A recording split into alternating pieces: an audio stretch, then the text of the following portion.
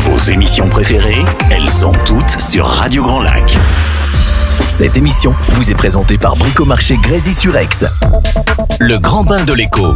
Plongez dans l'économie et le monde de l'entreprise avec Benjamin sur Radio Grand Lac. Oh, bonsoir à toutes et à tous, chères auditrices, chers auditeurs de Radio Grand Lac. Le grand bain de l'écho est de retour, comme chaque quinzaine, le grand bain de la vie locale. Et alors, figurez-vous que ce soir, j'ai l'honneur d'accueillir mon parrain, ou alors plus exactement mon promoteur, Bricomarché Grésy-sur-Aix, mais c'est surtout Sébastien Philippe que j'accueille. Bonjour Sébastien. Bonjour Benjamin. Très heureux de te recevoir. D'abord, alors à plusieurs titres. D'abord parce qu'on se connaît depuis, j'allais dire 20-25 ans. Quelques dizaines d'années, même si on va en rester là pour l'instant. La deuxième raison, c'est parce que tu es, j'allais dire, l'un des parrains, l'un des promoteurs de la première heure de Radio Grand Lac. Il y a donc quelques années, oui. Et que j'ai même, si j'ose dire, retrouvé une très belle photo où tu figurais en bonne place entre Sandra et Jean-Pierre, nos chevilles ouvrières, entre des kakémonos qui, à l'époque, étaient un petit peu plus, comment dire, artisanaux, qu'aujourd'hui. Aujourd'hui, on a de beaux kakémonos, parce qu'on a un petit peu plus de moyens, mais à l'époque, c'était un petit peu plus difficile. Et je me suis permis de poster, notamment sur LinkedIn, cette très jolie photo qui te met en valeur. Merci. Et je te remercie très sincèrement d'être effectivement le parrain de mon émission depuis le début de cette année. Alors, on va bien évidemment parler de ton parcours, on va parler également de ton secteur d'activité. Je pense que c'est important effectivement de faire un point sur l'état du commerce aujourd'hui en France, dans notre contrée savoyarde privilégiée, ton lien avec éventuellement les activités saisonnières et touristiques, ton implantation dans une zone d'activité qui s'est densifiée considérablement ces dernières années, et puis peut-être et même certainement, si tu le veux bien, ton œil sur on va dire l'actualité internationale, nationale, locale.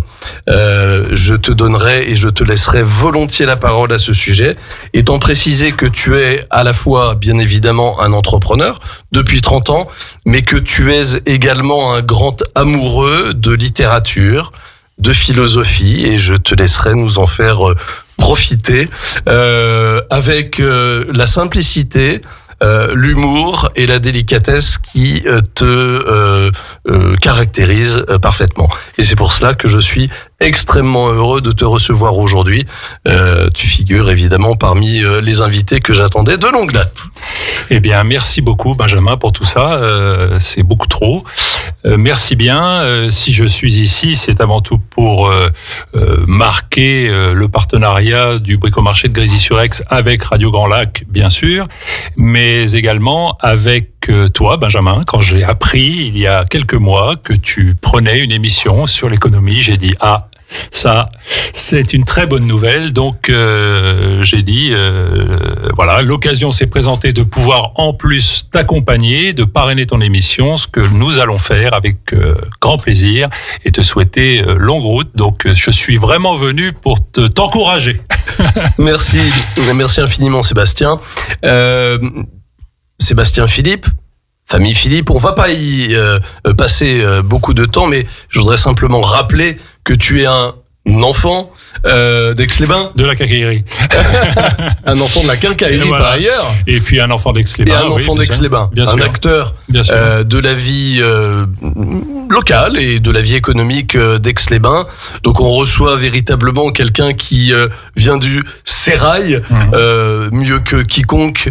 Tu incarnes aujourd'hui l'identité de Radio Grand Lac, dont je rappelle bien évidemment son appartenance à ce terroir des lacs et montagnes, mais je voudrais aussi rappeler que Radio Grand Lac a fait en 3 ans des progrès assez considérables, et je vais rappeler bien évidemment que nous vous attendons dans 10, 15 jours sur le DAB, la radio numérique terrestre, à laquelle nous avons été rendus éligibles après que l'Arcom a décidé de nous attribuer parmi une dizaine de candidats un canal sur cette fréquence qui permettra donc de nous retrouver outre sur la FM et Internet donc sur ce réseau, notamment véhicule. Ça évite les interférences et ça permet d'écouter le grand bain de l'écho sans être entrecoupé.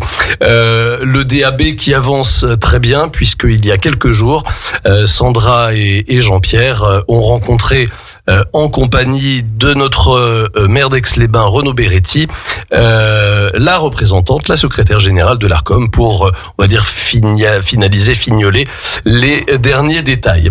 Alors, enfant d'Aix-les-Bains, enfant de la quincaillerie, est-ce que tu te prédestinais dès l'origine, si j'ose dire, à cette carrière dans ce qu'on peut grossièrement qualifier de commerce de détail, de la quincaillerie, du bricolage?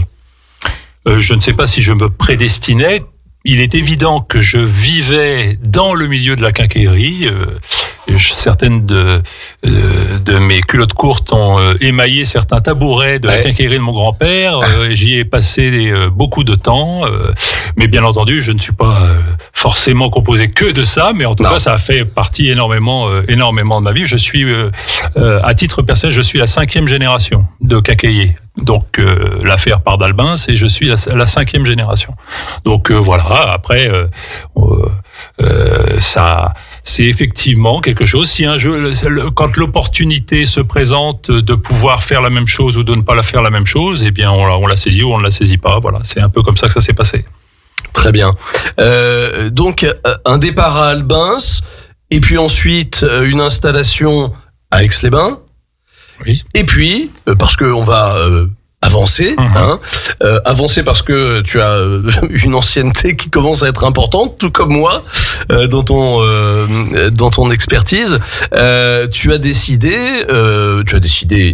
ton papa et toi avez décidé de vous installer à Grésy-sur-Aix. J'imagine en envisageant que c'était un secteur géographique qui était probablement en développement à l'époque.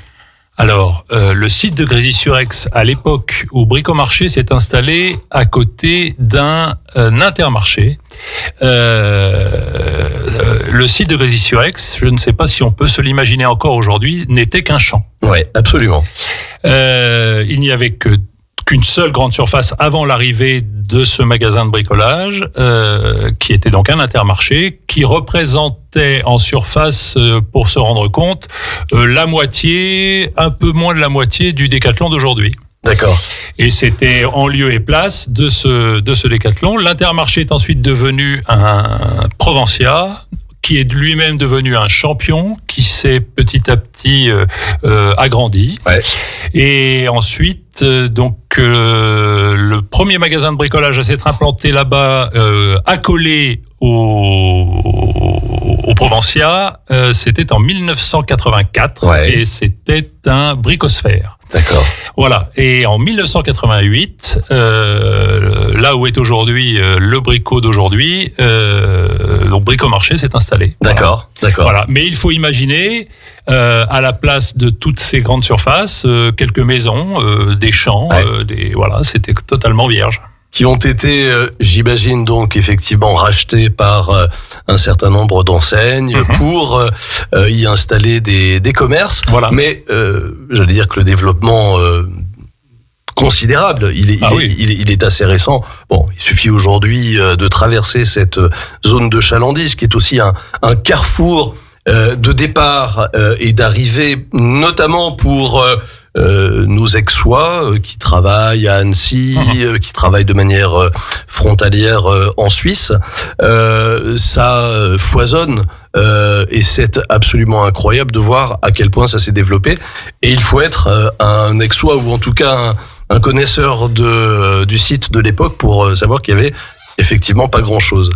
Donc, oui, tu souhaitais ajouter quelque chose, Sébastien. Ce que je voulais dire là-dessus, c'est que le maître mot de cette zone de Grésy-sur-Aix, c'est un mot qui peut paraître bizarre par rapport à l'étendue des surfaces qu'il y a, mais c'est malgré tout la proximité. C'est-à-dire que le rôle de chacun des acteurs de cette zone, c'est d'être proche des clients d'Aix-les-Bains à 2 pas et de fournir le meilleur service à 2 pas de chez eux. Pour les plus grosses choses, les plus grosses unités, les plus gros projets, là je reviens un petit peu sur le marché du bricolage, mais c'est valable également en alimentaire. Ouais. Il y a Chambéry, il y a de très grosses unités commerciales à Chambéry, et voilà, nous avons pour vocation d'être une zone commerciale de proximité. Et c'est loin d'être un vilain mot aujourd'hui, puisque à l'heure de la surdigitalisation du commerce, à l'heure de l'éclatement des circuits de distribution pour les mêmes articles, la proximité et le service font une différence absolument notable. Oui, tout à fait. Voilà. Très bien, on y reviendra tout à l'heure parce que cette analyse comparative entre les grands espaces commerciaux, si j'ose dire, entre Chambéry et Aix-les-Bains, on peut parler notamment de la zone des Landiers qui concentre évidemment des enseignes qu'on ne citera pas, qui vendent certaines des produits concurrents, effectivement, mais dans des volumes et des dimensions qui n'ont absolument rien à voir et qui sont aussi dédiés aux particuliers, mais aux professionnels. Dis-moi, cette enseigne Bricomarché, tu as commencé, ou en tout cas ton papa a commencé à travailler en lien avec elle à quelle époque ? En 1988. En 1988. Mon père est devenu adhérent en 1988. Moi, je suis adhérent à partir du 25 janvier 2000. J'ai commencé à travailler en 1994, mais je suis devenu adhérent le 25 janvier 2000. Donc, un adhérent, c'est quoi ? C'est un commerçant indépendant. Voilà. C'est quelqu'un qui est complètement autonome, maître de ses décisions, de son commerce, de son activité, et qui travaille grâce à une enseigne qui lui fournit la logistique, des produits, des achats, voilà, qui permettent de fournir les meilleurs produits au meilleur prix, au meilleur moment. Voilà, et c'est ce qui, voilà, on a tous, en tant que commerçants, eu le besoin de s'accoler à une unité plus grande que nous, parce que en termes d'organisation, c'était un peu plus efficace pour nos clients. Il faut pas être grand clerc en qualité de simple profane de bricolage, et c'est encore un mot qui est un peu généreux pour moi. Je dois avouer que je ne vois pas de commerçants indépendants de bricolage parmi les enseignes nationales.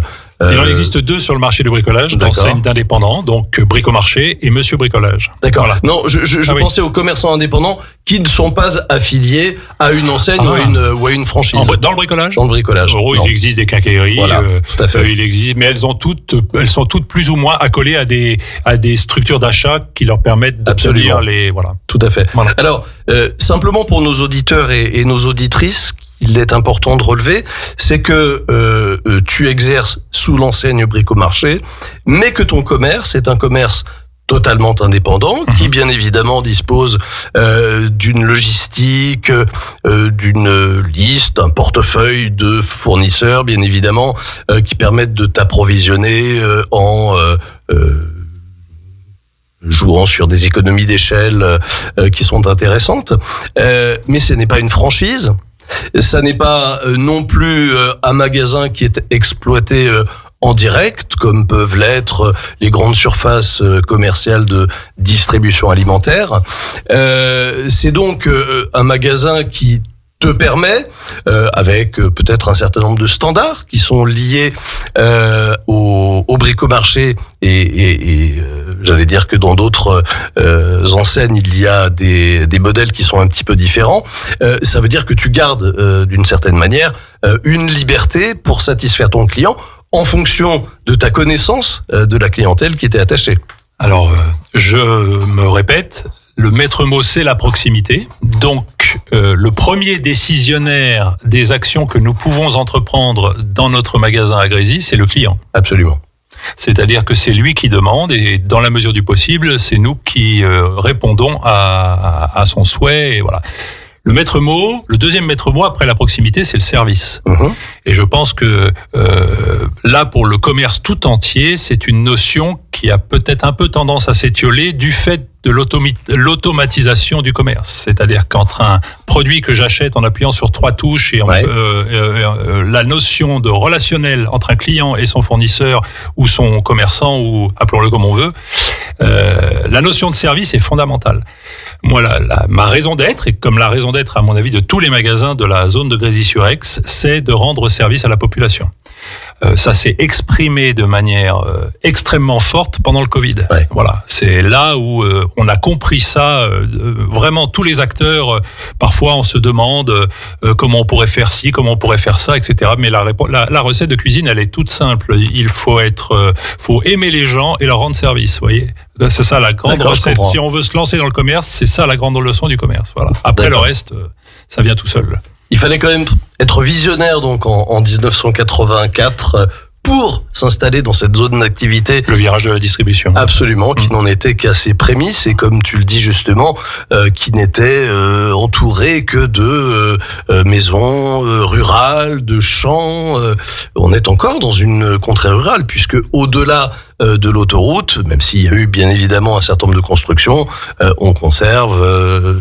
en montant sur les Bauges, un certain nombre, bien évidemment, de zones très très rurales, ce qui permet aussi, si j'ose dire, de faire la différence par la proximité que tu évoquais tout à l'heure, et puis par le fait que quand on entre dans cette zone d'activité de Grésy-sur-Aix, on entre dans une zone à dimension humaine, où on n'a pas l'impression d'être un pion parmi un autre dans une surface commerciale de plusieurs milliers de mètres carrés. À cet égard, aujourd'hui, tu as une surface commerciale de quel ordre ? La surface de vente fait 2500 mètres carrés. 2500 mètres carrés, d'accord. Alors, c'est très intéressant ce que tu as dit précédemment, parce que je ne sais pas si les gens le perçoivent comme ça, mais il faut imaginer que le centre-ville nord est en train de se déplacer vers Grésy. J'en veux pour preuve la future implantation de la caserne des pompiers, oui. À la place de la caserne des pompiers, le futur hôpital. C'est tout ce qui était au centre-ville, au début de l'avenue du Grand Port. Voilà, il y a peut-être une future gendarmerie, on ne sait pas. Enfin bref. Tout ça est en train de se décaler, les services publics sont en train de se décaler, donc c'est tout simplement une excroissance du centre-ville d'Aix, voilà. Et bien entendu, des habitations partout, une très forte poussée démographique à Grésy-sur-Aix, voilà. Donc c'est l'évolution naturelle d'Aix-les-Bains. Et ça, ton père et toi l'avez compris à l'origine. C'était difficile, j'imagine, de pouvoir anticiper. Là, ce que je dis, c'est une lecture de l'actualité. Actuelle. C'était pas du tout une vision absolue. Je me posais la question de savoir si on pouvait anticiper à l'époque le fait que le prix de l'immobilier en Haute-Savoie, particulièrement à Annecy et dans le Genevois, allait pousser une partie de la population haut-savoyarde à se rapprocher d'Aix-les-Bains. Les gens qui sont dans l'économie, la plupart du temps, c'est pas des visionnaires, c'est des pragmatiques. C'est-à-dire qu'on regarde comment les choses se passent et on essaye de fournir les meilleures réponses à ce qui se passe au moment où on les vit. C'était le moment, en 88, c'était sans doute le moment de se déplacer pour aller suivre le virage de la distribution. C'est ce qu'on disait tout à l'heure. Aujourd'hui, la réponse est totalement différente. Aujourd'hui, on parle digitalisation, on parle, mais malgré tout, à Grésy-sur-Aix, l'outil digital est utilisé au service de la proximité, au service de la relation avec le client. On en parlera tout à l'heure sur le thème des nouvelles méthodes de consommation, parce que évidemment ça intéresse toutes nos auditrices et tous nos auditeurs. Et puis c'est, j'allais dire, un aspect qui peut pas être éludé si on veut faire une analyse. Non pas très spécifique ou détaillée, mais une analyse à peu près tangible des méthodes commerciales. Dans la vie de ton magasin Bricomarché, il y a eu des hauts et des bas, et il y a eu un petit bas. Alors on va pas perdre beaucoup de temps, si j'ose dire, parce que c'est un sinistre qui s'est produit il y a maintenant 20 ans, mais tu as fait face à un incendie qui a malheureusement ravagé ton établissement. Est-ce que tu peux en 2 mots nous indiquer comment tu as su rebondir et rebondir avec aujourd'hui des locaux et des conditions de travail qui sont infiniment plus significative et sérieuse qu'auparavant. Je vais rester très en retrait vis-à-vis de ça, parce qu'il y a des gens qui à Grésy-sur-Aix ont vécu un très grand incendie et qui ont touché leurs affaires personnelles. Absolument. Et leurs appartements. Donc on n'est pas du tout dans la même approche et dans la même chose. C'est un événement difficile à vivre, clairement. Parce que du jour au lendemain, on se retrouve dans l'inconnu, mais après les choses s'organisent, les choses se font. C'est beaucoup de travail. On a reconstruit ce magasin en un an. En un an. Voilà. Pour l'anecdote, j'ai perdu 14 kilos. Mais bon, voilà. Mais c'est, ce qu'on peut en dire. Maintenant, c'est loin tout ça. Il faut, on a de cesse d'entretenir l'existant. Mon activité économique rayonne autour des 12 familles avec lesquelles, des salariés avec lesquels je travaille. Ce sont les gens a priori on travaille bien ensemble. Ouais. Donc pourvu que ça dure, quoi. Voilà. Et de toute façon, mon travail est de faire que ça dure. Je voulais simplement insister sur ce point et ne pas m'attarder sur cet épisode, simplement pour rappeler que pendant l'année qui a suivi ce sinistre et qui donc a été consacrée à la reconstruction du magasin, tu as accompagné bien évidemment l'ensemble de tes collaborateurs. Bien sûr. Et que tu as conservé bien évidemment tes collaborateurs qui ont continué d'être des salariés et qui continuent de travailler avec toi, parce que je sais que la plupart de tes collaborateurs est extrêmement fidèles de longue date. Bien sûr. Et que certains d'entre eux sont probablement même entrés au service de l'entreprise avant que tu n'en prennes les destinées, les rênes. Tout à fait. Tout à fait. Il y a eu même des départs en retraite. Voilà. Mais depuis cette affaire, il y a peu sont que ceux qui l'ont vécu. Donc tout à fait. Mais voilà, c'est l'histoire, c'est comme ça. Et puis voilà. Et puis maintenant, aujourd'hui, on essaye de tenir notre place et toujours autour des mêmes thématiques. Absolument. Voilà. C'est à cette époque, au début des années 2000, que la zone d'activité a commencé à être extrêmement attractive pour les enseignes nationales. Alors, qui la exploite en direct, j'imagine. Je pense notamment à une grande enseigne de sport, Decathlon pour ne pas la citer, qui sauf erreur exploite ses magasins en direct. Non. Enfin, tous les magasins Decathlon appartiennent à Decathlon France. Oui, c'est ça. Oui. Mais ce que je veux dire, c'est que ça. Il y a pas de. Ce ne sont pas des magasins indépendants. Comme tu peux exploiter de manière indépendante ton commerce à l'enseigne Bricomarché. Exact. Ce que je souhaitais effectivement faire observer, c'est que probablement très intéressé par les synergies existant entre les différents commerces existants. Alors, on peut signaler Bricomarché naturellement. Et on peut signaler Provencia, alors qui a été d'abord Provencia, ensuite champion, aujourd'hui Carrefour Market, dont on peut dire qu'il est l'un des moteurs, bien évidemment, de cette zone d'activité, et que sa présence te permet, mais réciproquement également, de faire venir un certain nombre de clients. Sur tous les sites commerciaux de France, on appelle ça une locomotive. Absolument. Donc, effectivement, je ne peux que valider ce que tu viens de dire. Et la présence de cet établissement, j'imagine, remonte à plusieurs décennies, puisque tu relevais tout à l'heure qu'elle était préexistante à l'arrivée de Bricomarché.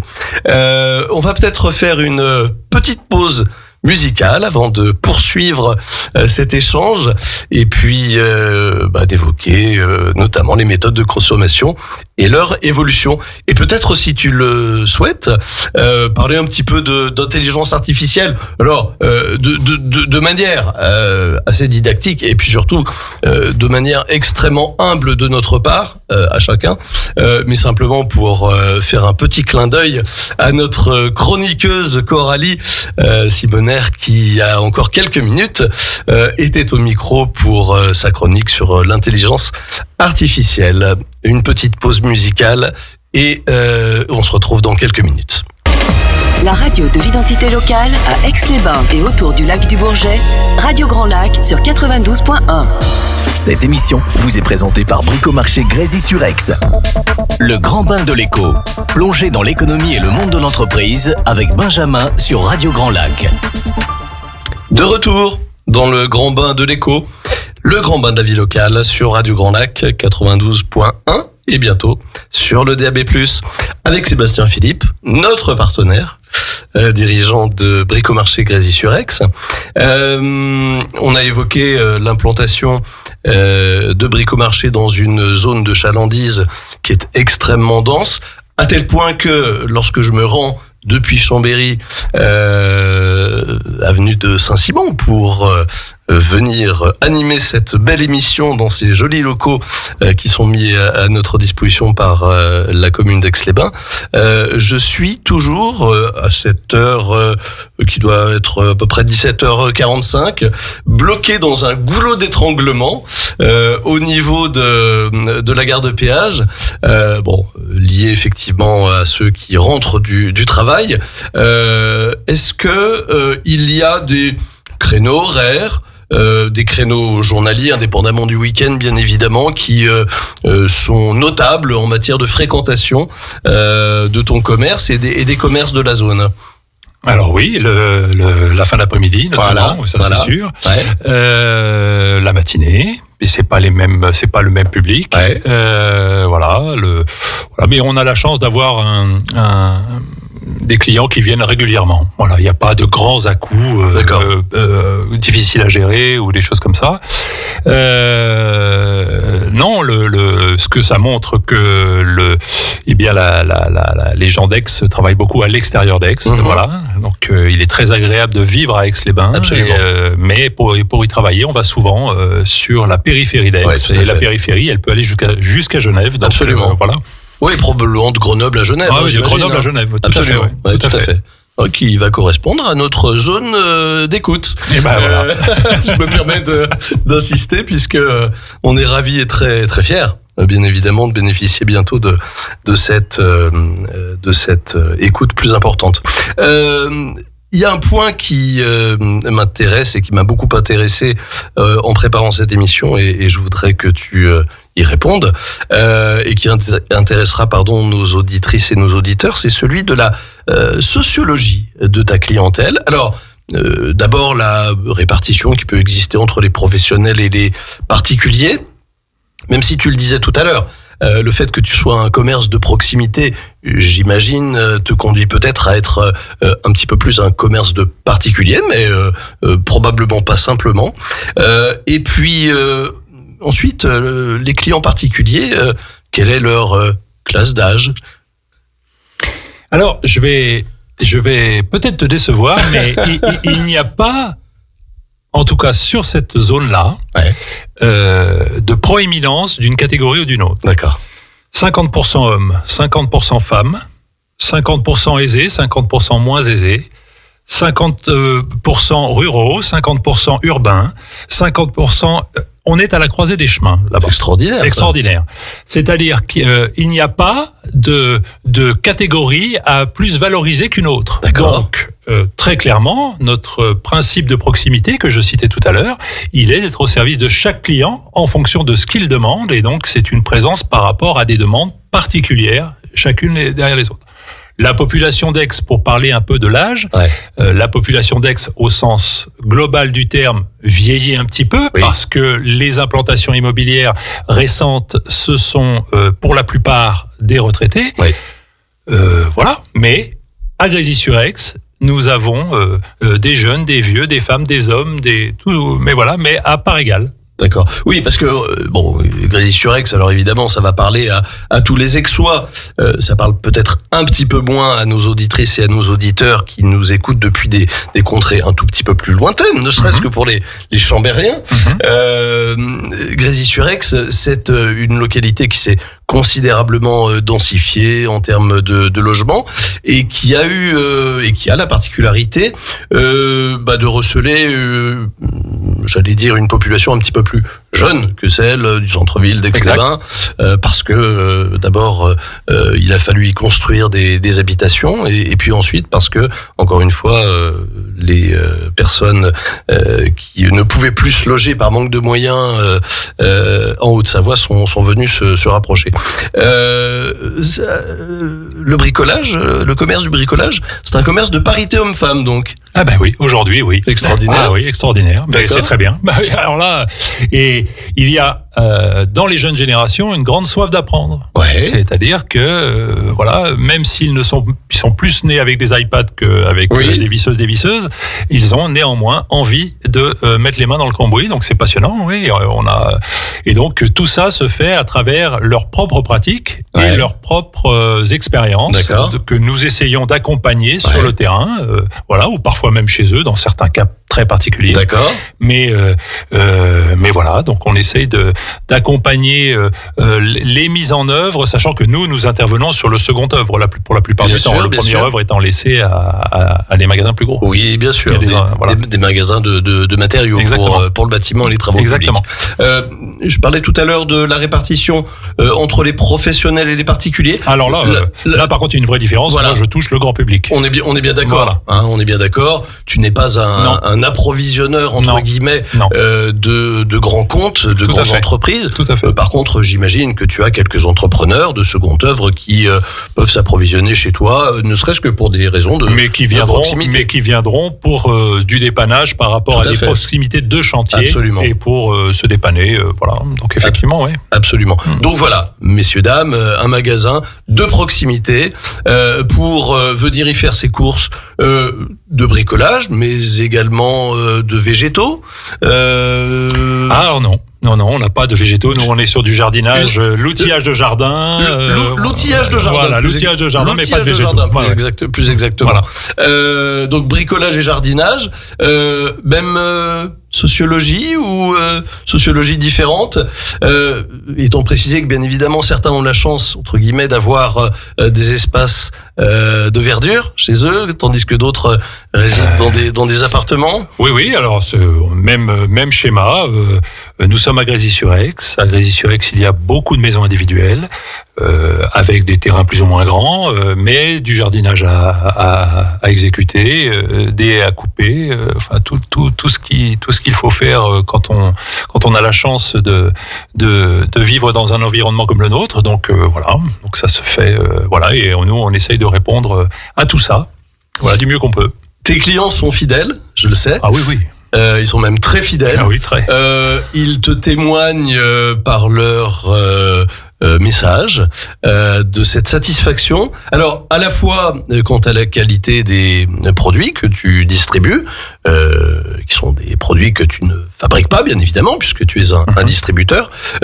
À ce sujet, tu distribues uniquement des produits qui proviennent de la coopérative, parce que c'est une coopérative. On appelle ça une centrale. Une centrale, Bricomarché, où tu as le loisir, la faculté de t'approvisionner auprès d'autres fournisseurs. J'ai le loisir de m'approvisionner là où je veux. Encore une fois, on revient à l'argumentation de tout à l'heure. Le client décide et on s'adapte. Absolument. Voilà. La qualité des produits, l'accueil, mais bien évidemment.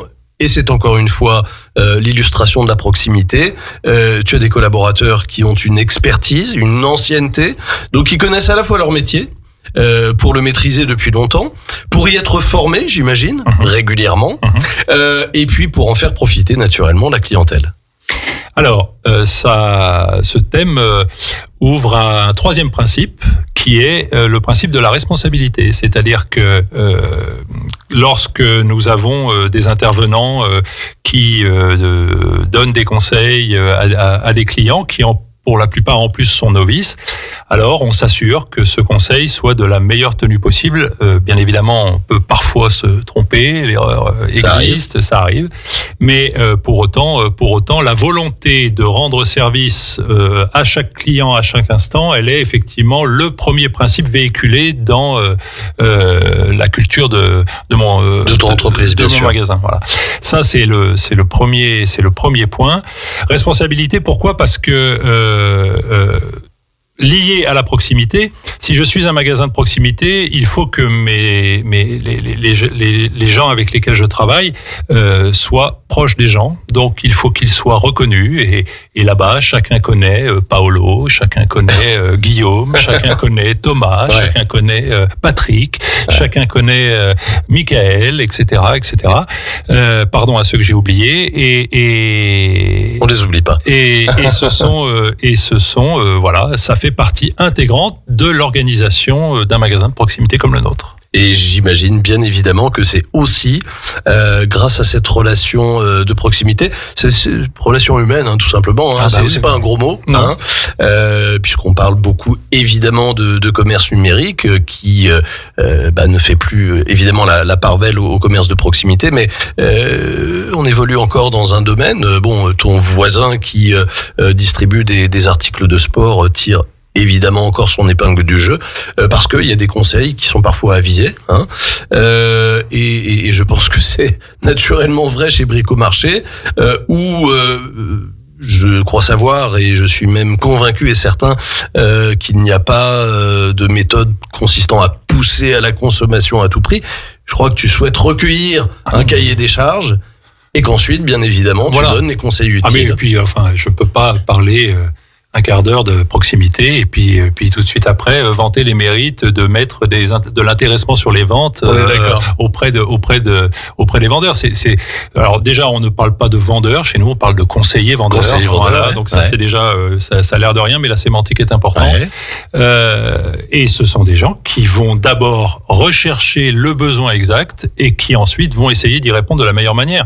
Voilà, avec toute la partie de doute qu'il peut y avoir autour de telle ou telle interrogation.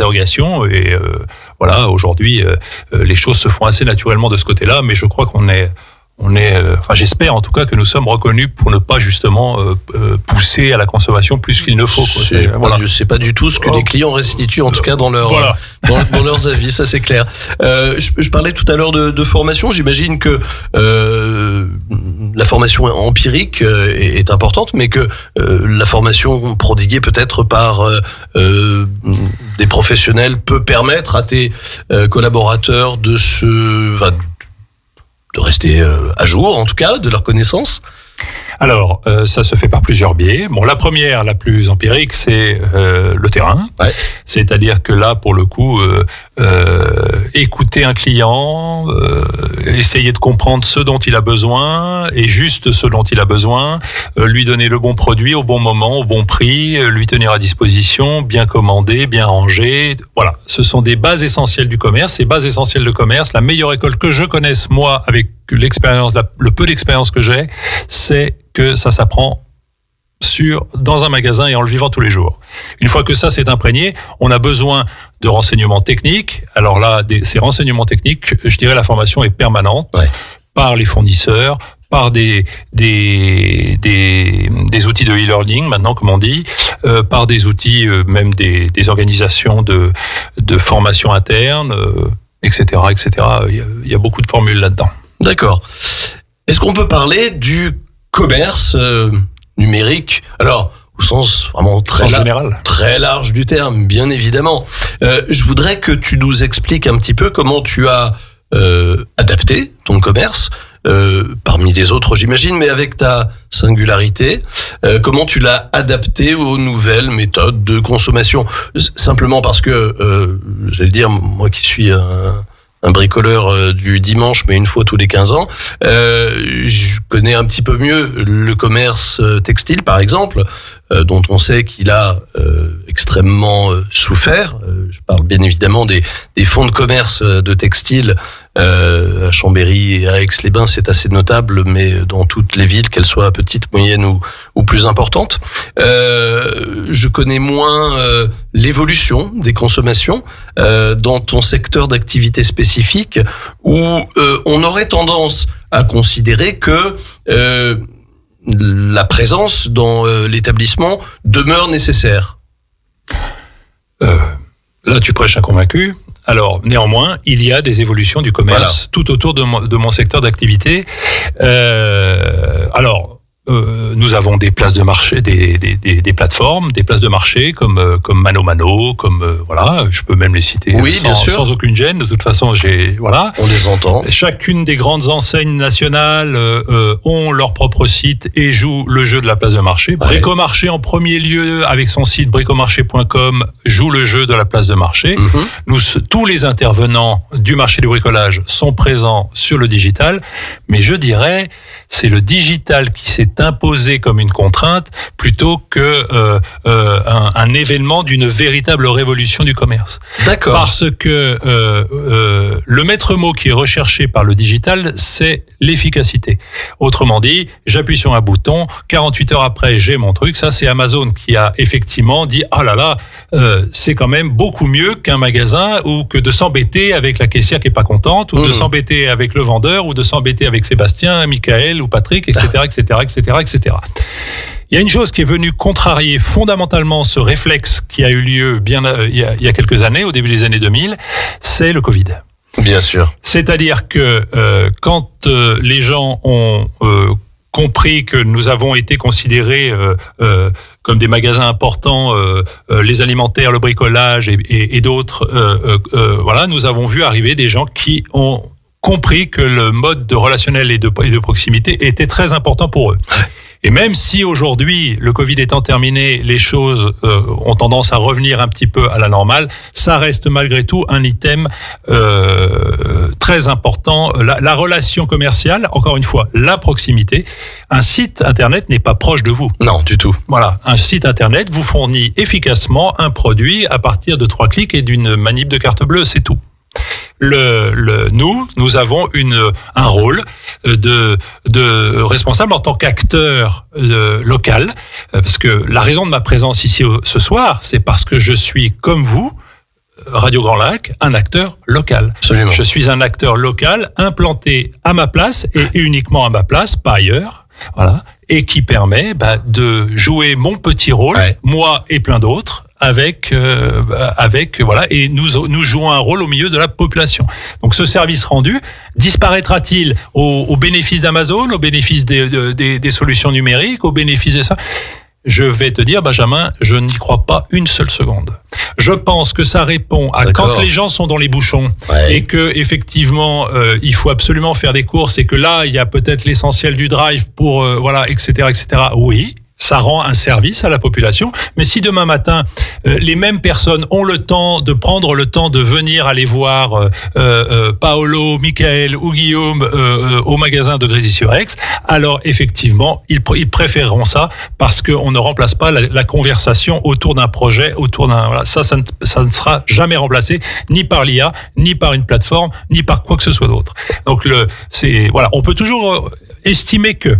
Parce que effectivement, j'écoutais tout à l'heure l'émission sur l'IA, sur de Coralie, l'émission de Coralie, très intéressante. Il faut considérer que ces outils-là ont tendance, depuis le smartphone, à s'imposer à nous. Ce n'est absolument pas nous qui avons décidé de trouver, d'avoir ces outils-là en poche, etc. Ils se sont imposés du jour au lendemain. Et ça, c'est le premier précepte. La distribution, aujourd'hui, jure aussi comme Coralie que par l'IA.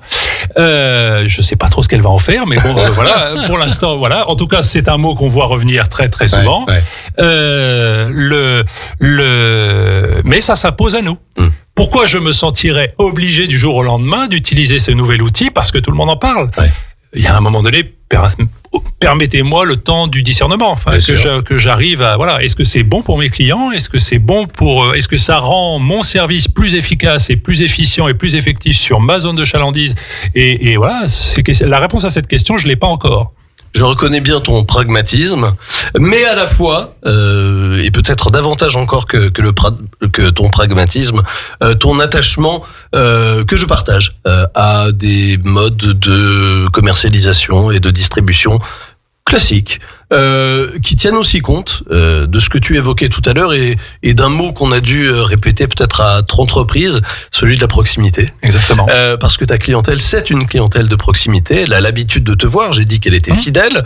J'ai dit qu'elle était satisfaite de tes services, des conseils et de l'expertise de tes collaborateurs. Et je le sais, j'en suis convaincu puisque je l'ai vu de mes propres yeux. Et je pense qu'il est effectivement difficile de concevoir pour ton secteur d'activité et encore pour bien d'autres lorsque l'on n'appartient à un bon la vie locale comme celui qui est le nôtre, de basculer totalement vers le monde du commerce numérique, dirigé entre guillemets par de grandes centrales ou par l'intelligence artificielle qui viendrait se substituer à la définition de stratégie, alors que ce soit au niveau des enseignes nationales ou internationales, ou que ce soit au niveau de ton commerce local. Il est évident que les grandes enseignes nationales, toutes, la mienne y compris, réfléchissent tous les jours sur le sujet de l'IA. C'est entendu. C'est entendu. Mais ni toi ni moi aujourd'hui, et ni personne n'est capable de dire quel corps et quel service ça va réellement prendre. Voilà, je ne sais pas.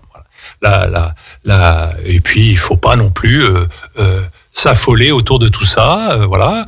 Alors, un petit mot autour de l'intelligence artificielle que je trouve bizarre d'appeler intelligence. Voilà, une extension numérique des outils déjà existants qui rend les outils existants d'aujourd'hui plus efficaces qu'ils ne l'étaient hier. Donc, un développement naturel de la révolution informatique, on va l'appeler comme ça. Oui. Ok. Moi, je veux bien qu'elle apprenne toute seule, je veux bien qu'elle machin, mais on verra. Ouais. On verra. Voilà, on verra. Par contre, il y a une grande fascination autour de tout ça. Moi, je pense que, voilà, je sais de sources sûres que l'école réfléchit à faire entrer l'IA dès le primaire. Je sais que de sources sûres que, on n'est pas obligé de se précipiter non plus. Non. On peut peut-être prendre le temps des expériences, prendre le temps des choses. Voilà. Enfin, voilà, comme si aujourd'hui nous étions, c'était le saint graal de l'économie du futur, c'était d'être absolument dans. Voilà. Un dernier mot là-dessus, c'est le principe de liberté. Ouais. Depuis que nous avons tous un GPS, que nous n'allons pas regretter, nous ne regardons plus les cartes. Donc il y a des facultés de compréhension intellectuelle vis-à-vis de la projection dans l'espace et tout ça qui disparaissent de nos capacités. Oui. Ça, c'est pas quelque chose que nous avons fondamentalement décidé, mais c'est quelque chose qui, voilà. Alors évidemment, pour compenser ça, nous avons des activités de plein air à foison, mais parce que nous sommes en Savoie. L'urbain de Lyon, de Paris, de Marseille, qui naît avec un smartphone entre quatre murs dans sa barre d'immeuble, je suis pas sûr qu'il ait la référence. Voilà. Donc il y a quand même un processus en cours de quelque chose dont je ne connais pas encore exactement le nom. Après, voilà. Je pense qu'il est vraiment sage de ne pas s'exciter sur et se tomber dans la surfascination autour de ces sujets-là. Voilà. Ce sujet, ok, constatons l'arrivée, mais on devrait, d'après ce que j'entends, rentrer en compétition avec les États-Unis et la Chine qui dérégulent, et nous, on devrait tout mettre par terre parce que ces deux-là dérégulent. Bien sûr. Peut-être, mais peut-être pas. Voilà, il est possible aussi que nous puissions lancer quelques entreprises avec un mode de fonctionnement bien à elles, mais pourquoi le rendre totalement universel, ce mode de fonctionnement? Je suis pas certain que ce soit la bonne approche. Voilà, non. Je pense que voilà, aujourd'hui, si on discute avec des gens avec mes propres clients d'intelligence artificielle, mais je vais faire une vérité cruelle pour beaucoup de gens s'en foutent, mais s'en foutent royalement. Voilà, il faut être clair, c'est pas ça qui les préoccupe. Ce qui leur préoccupe, c'est ce qui les a beaucoup préoccupés ces 2 dernières années, c'est l'inflation.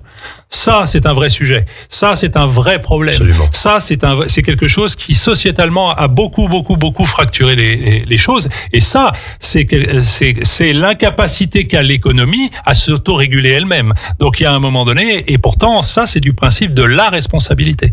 Cette responsabilité-là, il faut absolument arriver en tant qu'acteur économique à la récupérer en permanence, parce que nous sommes en interaction avec des vrais gens, pas avec du numérique ou un avatar de je sais pas d'où ou de je sais pas quoi, avec des vrais gens qui et qui vivent des vraies vies et qui ont des vraies difficultés, et ces vraies difficultés, on se doit de les accompagner en tant qu'acteur local. Sinon, le terme acteur local, ça devient un terme nébuleux, voilà.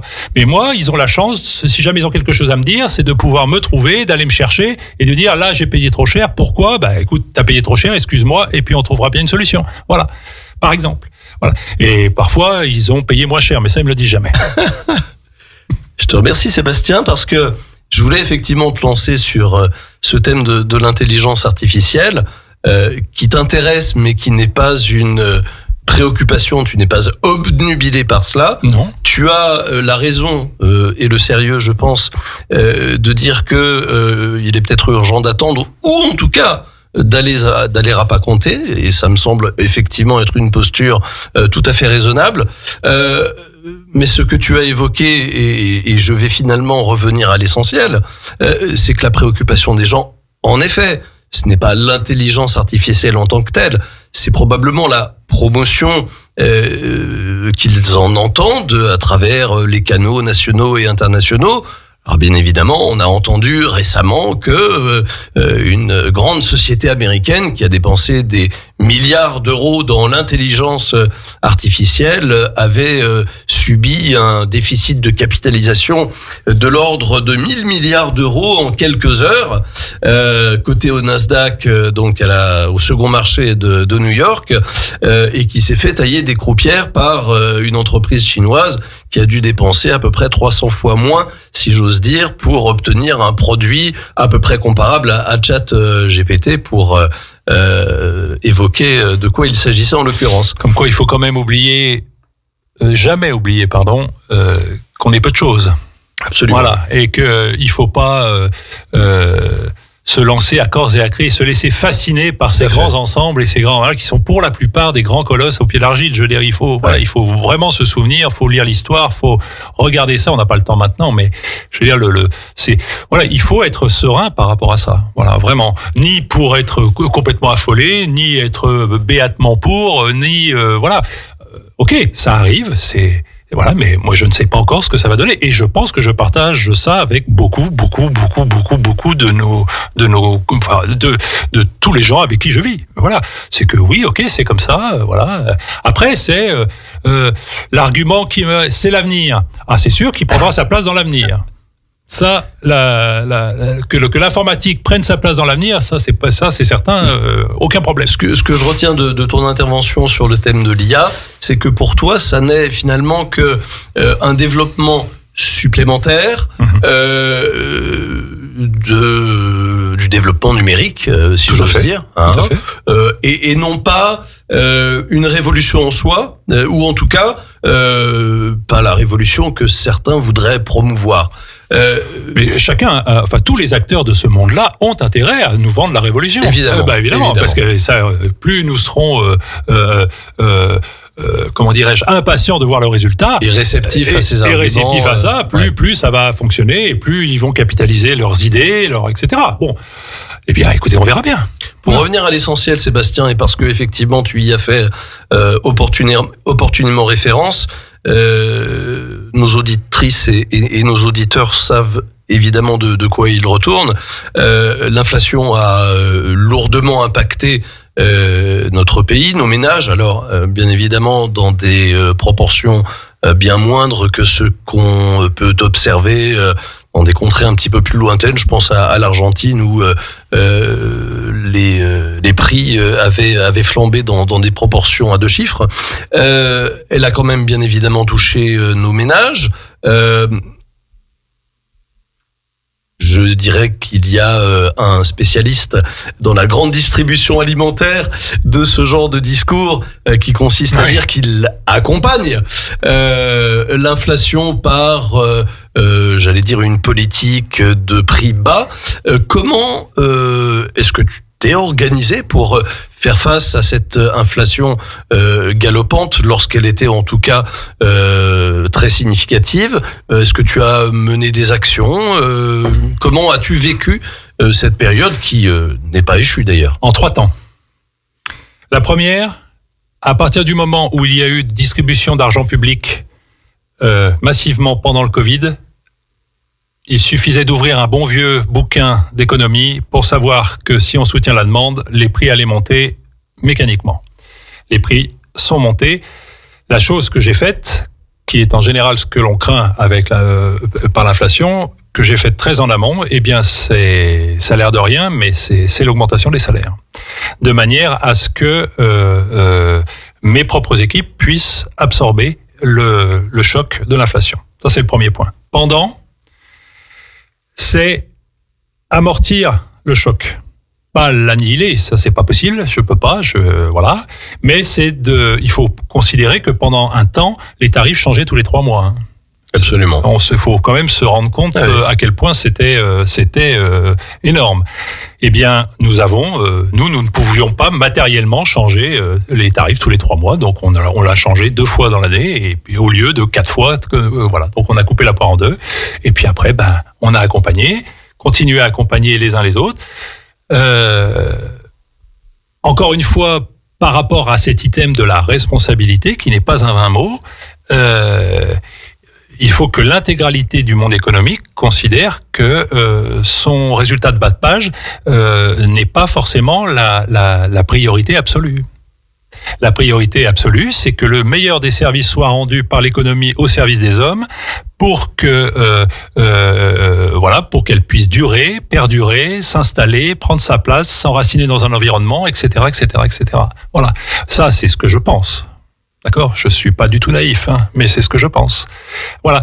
Après, mais l'économie nous a montré qu'elle était incapable de régulation par rapport à ça, et que elle disait que c'était alors un coup. Moi, je prends l'exemple de la peinture parce que un coup c'était à cause des colorants, un coup c'était à cause de l'Ukraine, un coup c'était à cause de machin, etc., etc. Puis après voilà. Mais bon, voilà.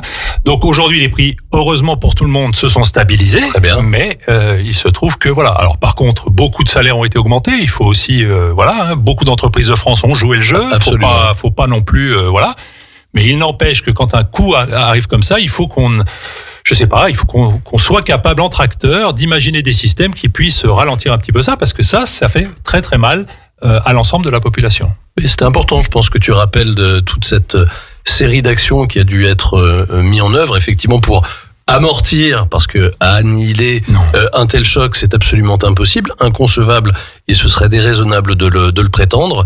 En tout cas, le fait d'accompagner ces difficultés par une augmentation des salaires, je pense, c'est notable et doit être souligné, parce que pour moi, beaucoup l'ont fait, un acteur de la vie économique, j'ai le plus grand respect pour les services publics qui doivent évidemment fonctionner, parce que si on vit dans un pays comme la France, qui permet de circuler dans de bonnes conditions, c'est parce que nos routes sont bien entretenues.